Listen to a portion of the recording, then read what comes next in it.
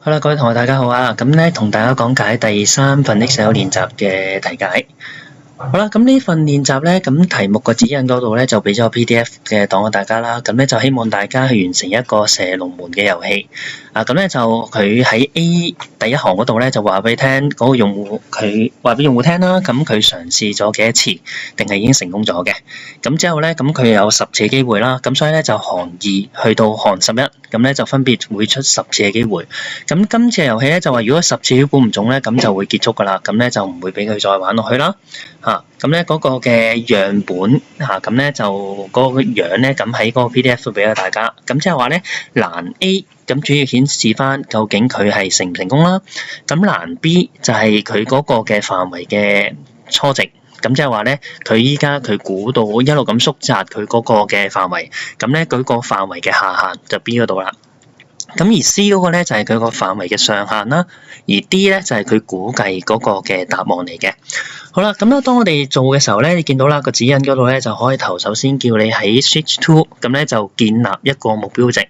咁咧所以我哋要建立多一頁嘅一個工作表嘅時候咧，咁咧我哋撳個加號啦，下低左下嗰邊。咁撳完之後咧，佢會出咗一個嘅工作表嘅，咁我哋就將佢改名叫 Sheet 2啦。好啦，咁喺呢個工作表嘅 A1 嗰格，咁咧我揀一個嘅目標值，咁我當今次我要77，咁我打咗落去先啦。咁即係話咧，今次嘅目標值係77，咁咧佢0到100之間佢估10次之內，如果佢估咗77咧，咁佢就估中咗啦。咁否則咧，佢就會顯示佢估咗幾多次啦。好啦，完成咗呢一個預備工作之後咧，我哋睇翻啦。咁咧就首先 A1 呢格，A1 呢格咧佢會出一啲嘅資訊嘅，咁就話俾個用戶聽，你係估中咗，定係你已經係嘗試咗幾多次，要繼續努力啦。咁所以呢個咧就俾個條件佢啦。咁俾一個條件就話，如果佢估中咗，佢就出恭喜你成功估中了。如果佢係未估中咧，佢就會數翻佢估咗幾多次，跟住咧就會顯示翻俾個用戶聽，你已經嘗試咗估幾多次啦。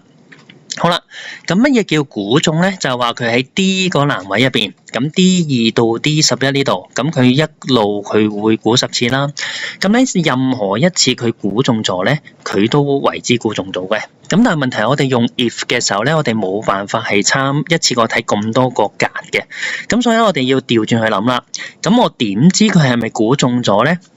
咁其實咧，因為我喺欄 A 嗰度咧，就會顯示翻佢個狀態嘅。佢嗰一次究竟係估中咗，定嗰一次估未中，叫佢繼續努力嘅。咁即係話咧，如果你換位思考嘅時候咧，就諗啦。咁佢乜嘢為之估中咗咧？就話如果佢 A2 到 A11呢10個入邊，佢曾經出過一次估中了咧，咁佢即係估中咗啦。咁咧，如果佢冇出過估中了咧，咁即係佢係要繼續去估啦。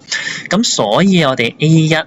咁基本上呢條式應該最難㗎啦。咁咧嗰條式我哋點樣做咧？就我哋係等於啦，等於咩？就 if 如果頭先講過啦 ，A2 到 A11，咁即係話咧，我哋數下 A2 到 A11 入邊，COUNTIF 啦 ，A2 到 A11啦，就 A2。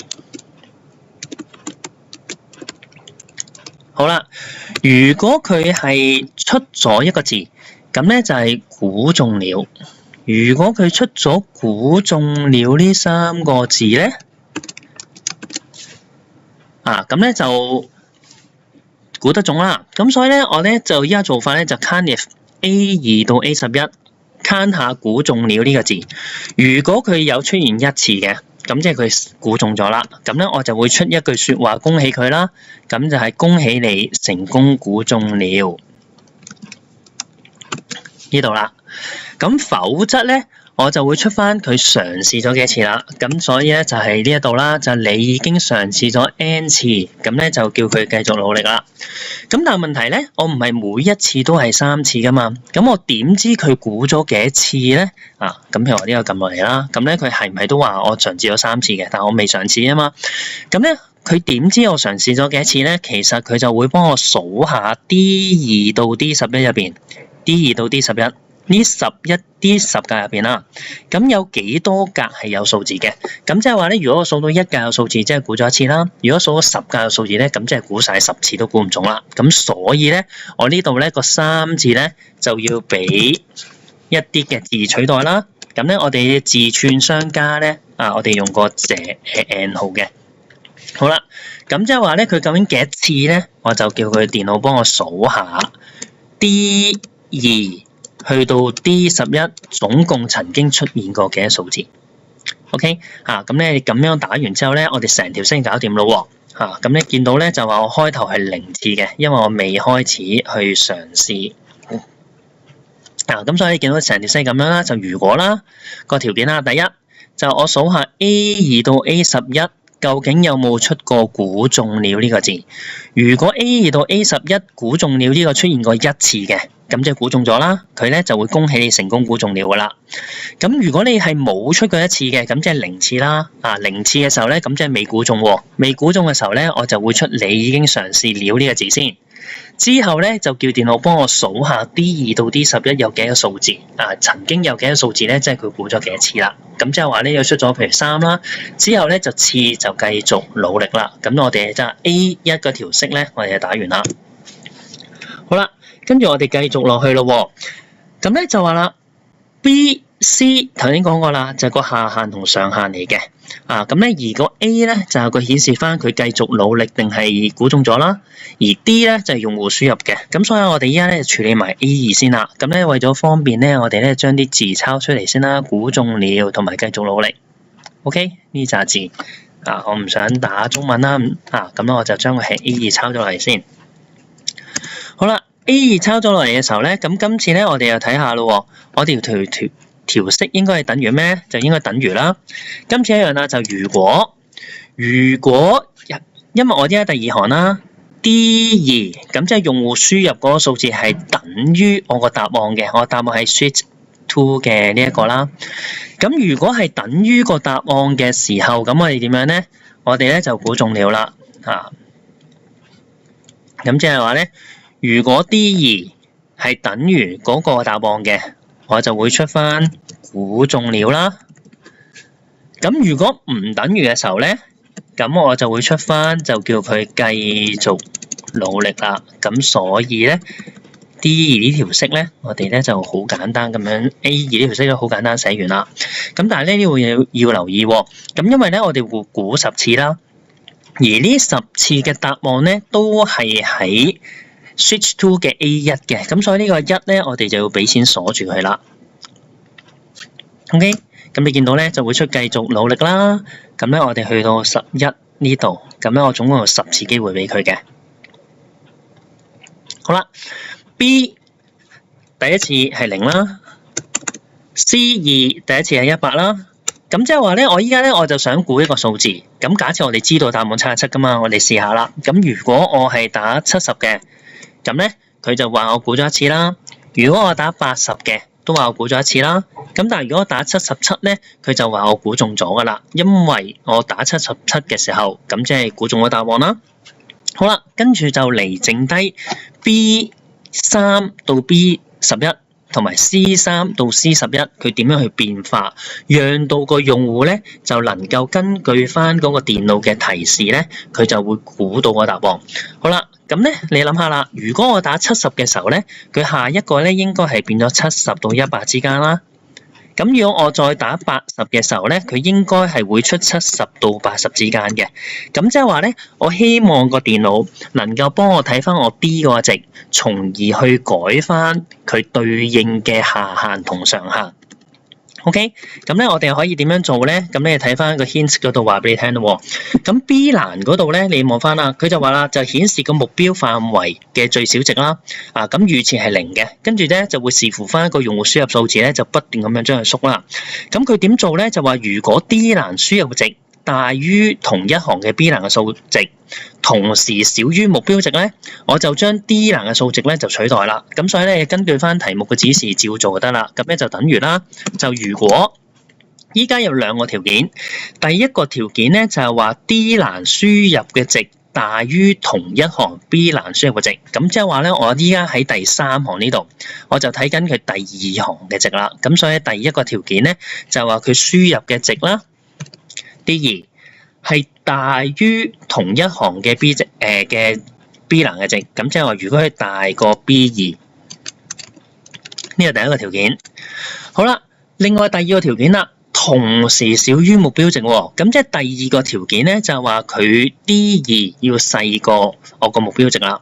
咁所以咧，我哋嘅做法咧就係話咧，我哋有兩個條件啦。咁所以咧，我哋需要加個 and 俾佢嘅。咁咧，我依家有兩個條件。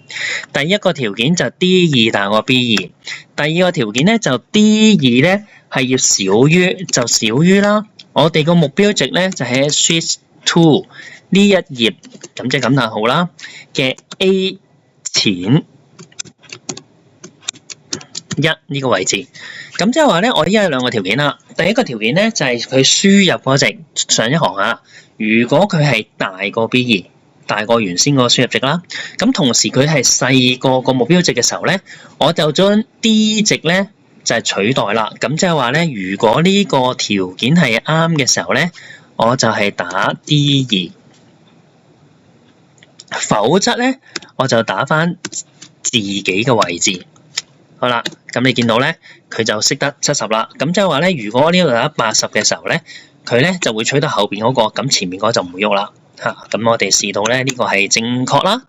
跟住之後咧，我哋做 C 啦。C 咧，我哋為咗方便咧，我抄嗰條式先啦，唔好打咁多啦。咁咧 C 嗰條式咧一樣啦。咁今次咧題目講啲咩咧？如果你望翻個指引啦，就話啦 C 欄嗰度咧就話，如果 D 欄嘅輸入值係少於同一欄嘅 C 個值咧，另外佢係大於個目標值咁今次兩個條件啦。咁係嘅時候咧，我哋咧就擺個 D 欄嘅值，否則咧就擺翻自己 C 欄呢個值。好啦，咁所以我哋可以試一試啦。如果我呢個80嘅時候咧，因為我答案係77啦，咁所以佢應該係0到80嘅。如果呢度我打50嘅時候咧，因為答案77啦，佢應該係變到50到100嘅。好啦，咁你就發覺，咦，條式得咗咯。咁所以咧，我哋就再將呢兩條式將佢複製落去嘅時候咧，咁我哋咧基本上咧就已經完成咗我哋今次嘅習作嘅基本部分㗎啦。好啦，大家可以試一試啦，譬如50到100啦，譬如我估80，咁咧就係50到80啦，跟住我70就係70到80啦，譬如75到80啦，譬如即係78、75到78啦，譬如76咁所以我估咧77，咁我就做完啦，成功估中咗啦。OK， 好啦，跟住咧個獎分題嗰度啦，咁就話啦，我點樣可以令到 A 到 C 欄要喺 D 欄輸入咗嘢，我之後先出咧？咁就係A 到 C 欄啦。咁即係話咧，我第一次如果我未打數字，任何字都唔打，咁咧我就想下低呢一紮嘢咧就唔出住啦。A 到 C 欄。OK， 好啦，咁我打完個數字嘅時候咧，佢就會話俾我聽要努力啦，定係我估中咗啦。咁所以咧，其實我哋未打嘢嘅時候咧，嗰個 number 係0嚟嘅。OK， 咁所以咧，如果你知道呢樣嘢咧，就超簡單啦。咁咧，我就喺原先呢條式入邊，我加多個條件俾佢，就話如果乜嘢咧？如果 D2 係等於0。我就會出個兩個雙引號啦，咁就即係唔出嘢啦。咁否則咧，我先出翻原先我諗住出嘅嘢。咁你發覺咧，咁就搞掂噶啦。好啦，同樣道理，呢個嘅做法一樣啦。我加翻個條件俾佢，如果 D2 等於0，就兩個雙引號啦。好，繼續啦，跟住就加翻佢俾佢啦。如果 D2 等於0，就兩個雙引號。否則咧，我就出呢個啦。好啦，咁之後咧，發覺啦，我就將第一條式咧，呢條式頭先整咗啦，我就將佢抄翻落下低。